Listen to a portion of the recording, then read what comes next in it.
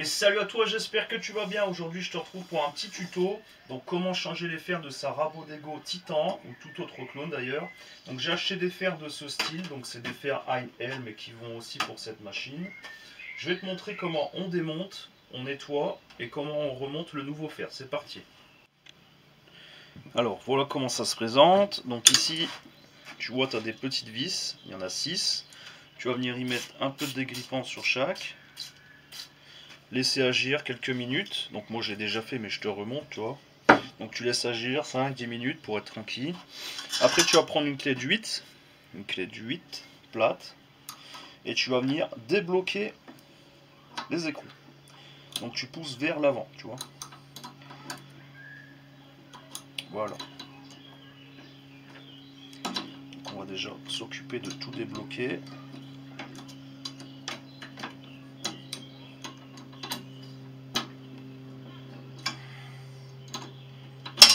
Voilà, donc une fois que tout est débloqué, ben, tu t'occupes de tout en fait desserrer, de ramener la vis vers le porte-lame. C'est parti.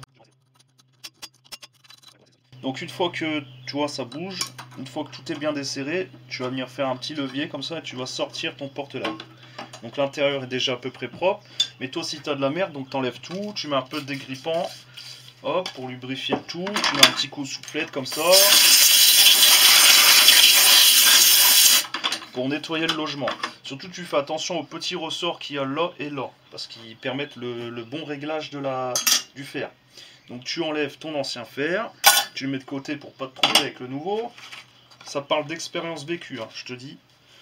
Une fois je venais de changer mes fers, je me suis aperçu que j'avais remonté les anciens. Bon, c'est comme ça peut arriver. Donc là tu vois, tu as deux petits ergots. Je regarde si tu vois. Donc tu vois bien. Là tu as deux petits ergots et tu vas venir en fait remonter en mettant dans les orifices ici présents. Voilà, comme ça, tu vois, ça se met nickel. Tu nettoies le porte-là, mais bon, moi, il était déjà bien nickel. Tu le remets dans le logement. Voilà.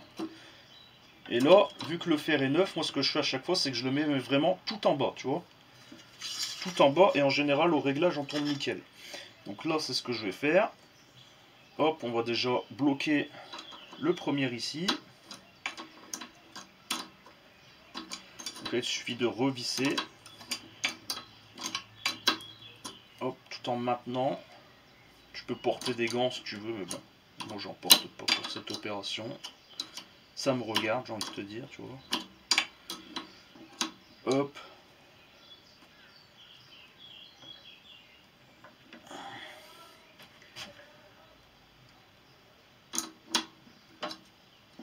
Hop, hop.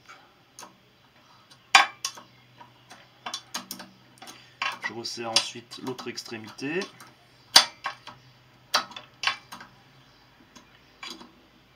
Sans trop bloquer, tu vois, parce qu'on va devoir faire les réglages. Moi, je me sers de mon ancien fer, parce qu'il est parfaitement droit. Je règle ma table d'entrée à 0, et puis je me mets à cheval sur la table d'entrée de sortie. Je me mets ici d'un côté. Hop, ça doit effleurer, mais sans vraiment toucher, sans accrocher. Donc là, on est pile poil, vu que le fer est neuf, en général, c'est ce qui se passe. Voilà, par contre, ici, on est un petit peu trop bas. On relibère, on va laisser remonter tranquille.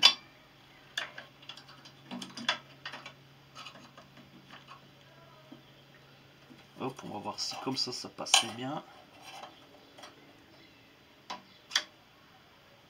Là, on serait nickel. Donc là, on va pouvoir bloquer.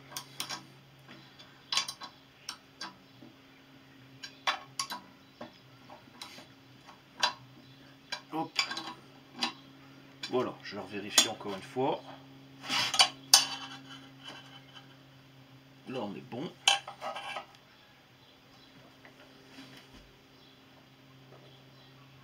Et là, on est nickel. Donc, c'est bon. On peut tout bloquer, tout simplement.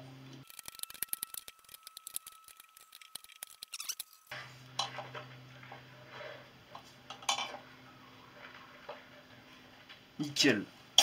Voilà, donc tu procéderas ainsi de la même façon de l'autre côté et tes fers seront réglés.